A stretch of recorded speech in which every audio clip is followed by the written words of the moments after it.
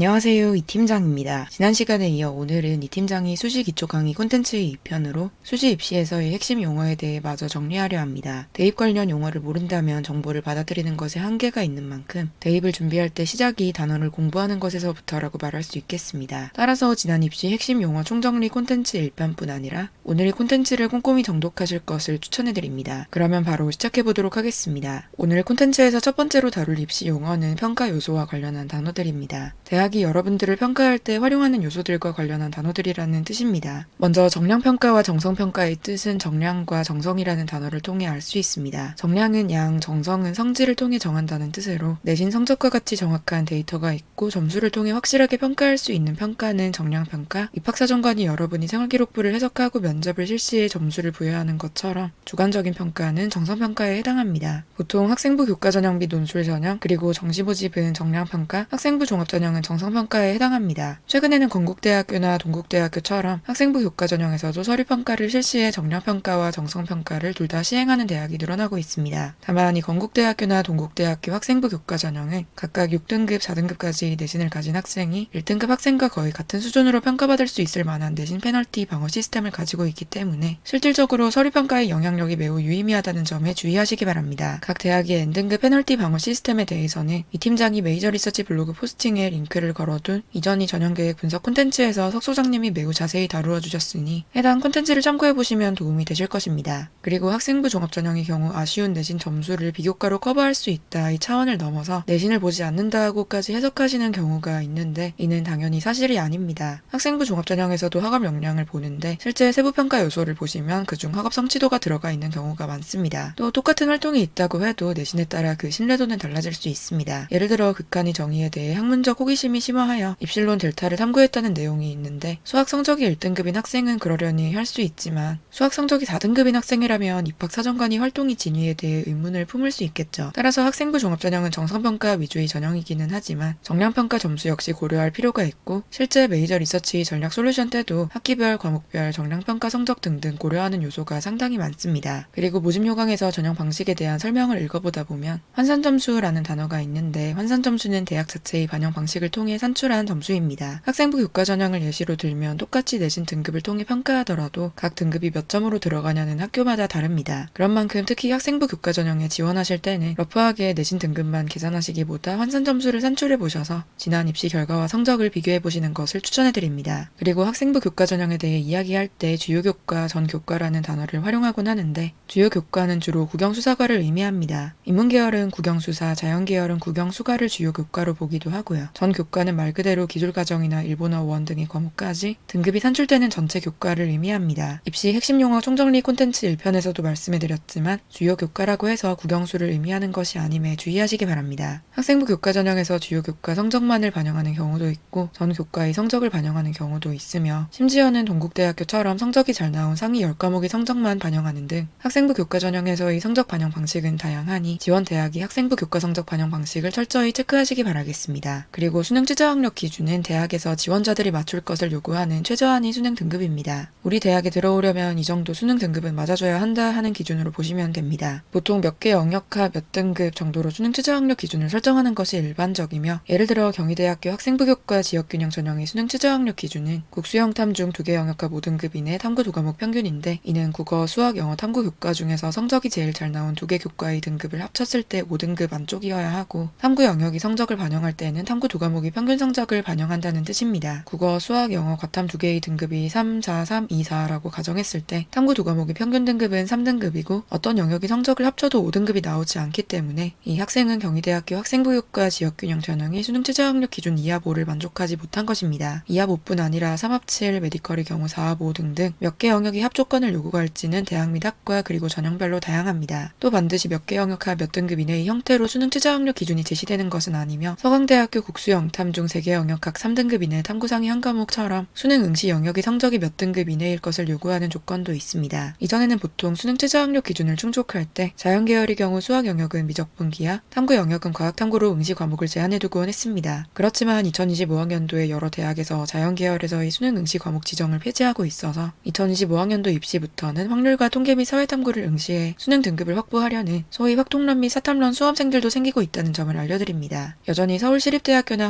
수의대학교처럼 자연계열에서 지정과목 제한이 살아있는 대학도 있으니 잘 확인해보시고요. 다음으로 전형 요소란 전형이 평가에 활용되는 요소들을 일컫습니다. 연세대학교 학생부 교과 추천형 전형이 전형 방식이 교과 100%이니 해당 전형에 활용되는 전형 요소는 학생부 교과 성적이고, 학생부 종합 활동 우수형 전형이 전형 방식이 1단계는 서류 100%로 3배수 또는 4배수의 인원을 선발하고, 2단계는 1단계 성적 60% 면접 40%이니 해당 전형에 활용되는 전형 요소는 서류, 즉 여러분이 학교생활기록부와 면접이라고 볼 수 있습니다. 그리고 반영 비율은 말 그대로 반영하는 비율이며, 첫 번째로 이러한 전형 요소를 어느 정도의 비율로 반영하냐의 의미로 사용할 수 있습니다. 연세대학교 학생부 종합 활동 우수형 전형은 2단계에서 면접을 40%로 반영하는데, 고려대학교 학생부 종합 계열 적합 전형은 1단계는 서류 100%로 5배수의 인원을 선발하고, 2단계는 1단계 성적 50%, 면접 50%로 2단계 면접 비율이 50%라 각 대학에서 전형 요소를 어느 정도 비율로 활용하는지는 다 다르다는 것을 확인할 수 있습니다. 두 번째는 교과별 반영 비율입니다. 이 팀장이 7월경 콘텐츠를 통해 설명해드리긴 할 텐데, 한국외국어대학교처럼 학생부 교과 성적을 반영할 때 과목별로 비율을 정해둔 학교들이 몇 있습니다. 이때 각 교과의 성적이 어느 정도 비율로 반영되는지와 관련해서 반영 비율이라는 단어를 쓸 수 있습니다. 한국외국어대학교의 경우 인문계열은 국어, 영어, 자연계열은 수학, 과학이 성적 반영 비율이 높은 편으로, 이처럼 계열별로 또는 모집 단위별로 더 잘했으면 하는 과목이 성적을 더 많이 반영하기 위해 반영 비율을 설정해둔다고 보시면 됩니다. 그리고 학생부 종합전형의 평가 요소를 보시면 진로 역량, 학업 역량, 공동체 역량 등의 단어가 등장하는데, 해당 평가 요소에 대해서는 이 팀장이 5편의 콘텐츠에 걸쳐 설명해둔 내용이 있기 때문에 학생부 종합전형 평가 요소에 대한 내용은 해당 콘텐츠로 대체하도록 하겠습니다. 그리고 동점자 처리 기준이란 전형에서 전형 평가 점수를 똑같이 받은 수험생이 발생했을 때 해당 학생들을 어떻게 처리할지에 대한 사항입니다. 예를 들어 5명만 선발하는 전형인데 5등에 해당하는 학생이 2명이라면 두 학생을 모두 선발할 수도 있고, 추가적으로 두 학생 간 순위를 매길 만한 또 다른 평가 방식을 구상할 수도 있겠죠. 대개는 학생부 교과 전형의 경우 수학 영역의 점수가 더 높은 학생, 학생부 종합전형의 경우 진로 역량의 점수가 더 높은 학생을 선발하는 식으로 동점자 처리 기준을 설정해두는 편입니다. 다음은 여러분이 생활기록부에서 확인할 수 있는 여러 단어에 대해 설명해드리도록 하겠습니다. 의외로 이 팀장이 학생 및 학부모님들께 정말 많이 받았던 질문이 비교과가 무엇인지에 대한 것이었습니다. 비교과라고 하니 주로 여러분이 내신을 관리하는 국영수자과 과목이 아니라 음악, 한문 등의 과목으로 생각하시는 경우도 있었는데, 교과란 각 교과목이 내신 성적, 비교과란 학교생활기록부에서 이 내신 성적을 제외한 모든 부분을 의미합니다. 성적과 그 외 모든 부분이라고 생각하시면 편하고, 비교과는 창의적 체험활동 상황, 세부 능력 및 특기사항, 행동 특성 및 종합 의견 등을 의미합니다. 생활기록부를 관리한다는 것이 주로 비교과 관리에 초점이 맞추어져 있기는 한데, 교과 성적을 관리하는 것 역시 당연히 대입에 중요한 역할을 하므로 성적 관리가 우선시되어야 한다는 점을 간과하지 마시기 바랍니다. 그리고 공통과목, 일반선택과목, 진로선택과목의 차이점에 대해 질문해주시는 수험생들도 있었는데, 공통과목은 선택의 여지 없이 모든 고등학생이 이수하는 과목으로 통합과학 등 1학년 때 배우는 과목입니다.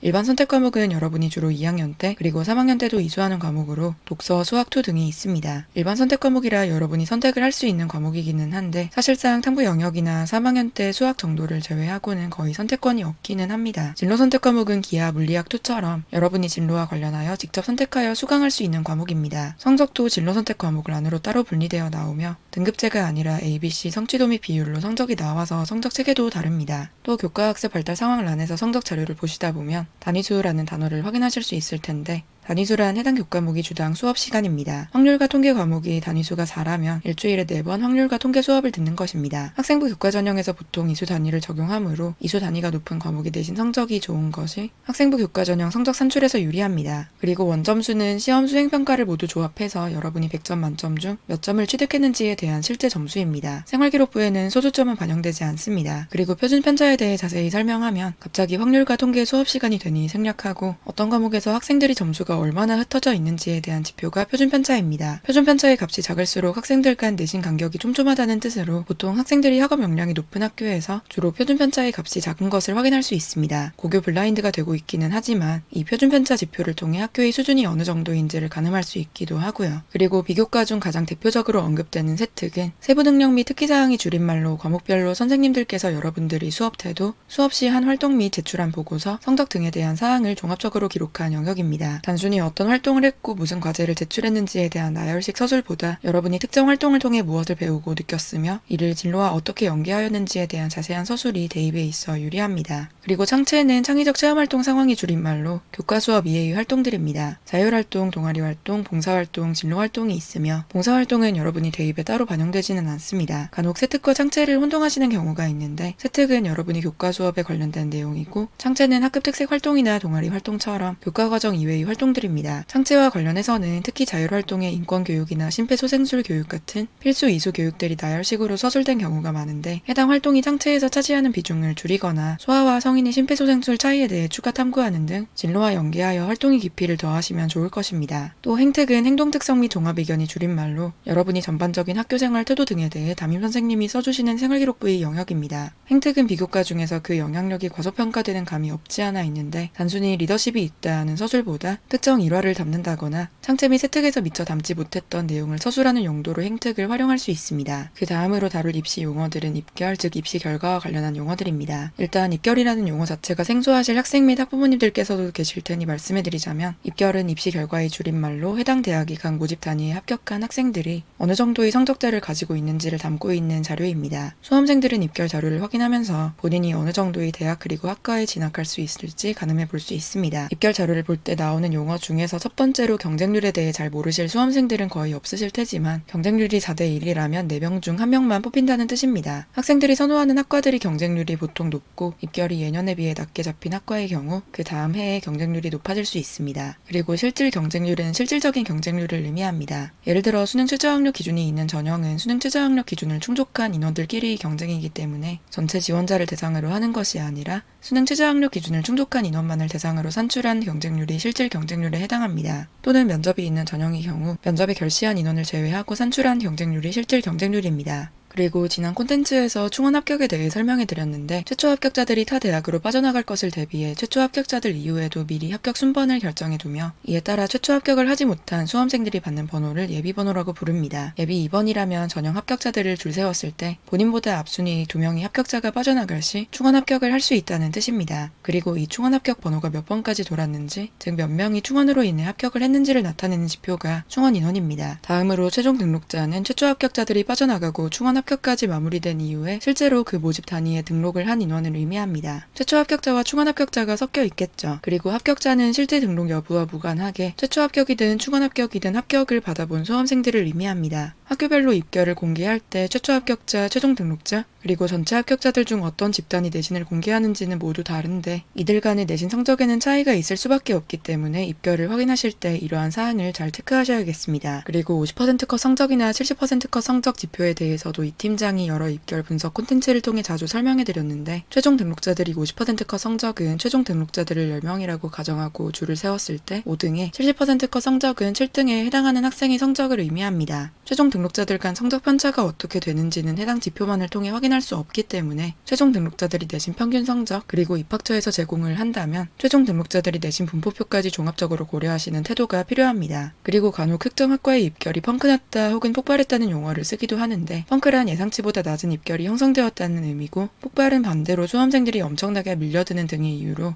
예상치보다 실제 입결이 높게 형성되었다는 의미입니다. 그 다음으로 스나이핑은 사실 공식적인 입시 용어라기보다는 은어인데 저격을 의미하는 스나이프라는 단어에서 따온 말입니다. 스나이핑이란 자신이 성적대로 합격이 거의 불가능한 상향대학 모집 단위의 합격을 노리고 원서를 접수하는 것입니다. 수능 최저학력 기준이 빡센 대학의 경우에 혹시나 불수능으로 수능 최저학력 기준을 충족하지 못하는 학생들이 우르르 생긴다면 합격을 할 수 있지 않을까 하는 생각이 있을 수 있겠죠. 다만 학생부 교과 전형이나 학생부 종합 전형이나 학생의 전형 성적이 대학 자체의 최저 기준에 도달하지 못하는 경우 아예 선발하지 않는다고 명시해둔 대학도 여럿 있는 만큼 혹시 하는 마음으로 원서를 접수할 수는 있지만 사실 스나이핑은 원서 한 장을 거의 버리는 것과 같다는 점도 기억해 주시면 좋겠습니다. 이와 관련해서 허수는 사실상 경쟁 상대가 아닌 지원자들을 의미합니다. 앞에서 말했듯 이렇게 스나이핑으로 지원하는 수험생들도 허수라고 볼 수 있고 또는 수능 최저학력 기준을 충족하지 못할 것이 뻔한데 지원한 케이스 역시 허수라고 할 수 있습니다. 오늘은 대입 전형에서의 평가 요소, 여러분들이 생활기록부에 유튜브에서 확인할 수 있는 여러 입시 용어, 그리고 입결 자료를 보실 때 여러분이 생소하실 수 있는 여러 핵심 단어에 대해 정리해보았습니다. 입시 핵심 용어에 대한 지식을 쌓으신 만큼 입시 용어를 몰라서 발생할 수 있는 여러 난감한 상황을 방지할 수 있을 것이며, 석 소장님과 이 팀장이 꾸준히 진행해왔고 앞으로도 진행할 전형계획 분석 콘텐츠, 입결 분석 콘텐츠를 비롯한 여러 입시 콘텐츠를 더욱 능동적으로 이해하실 수 있을 것입니다. 대학 입시를 준비하시는 모든 학생 및 학부모님들을 응원하겠습니다. 감사합니다.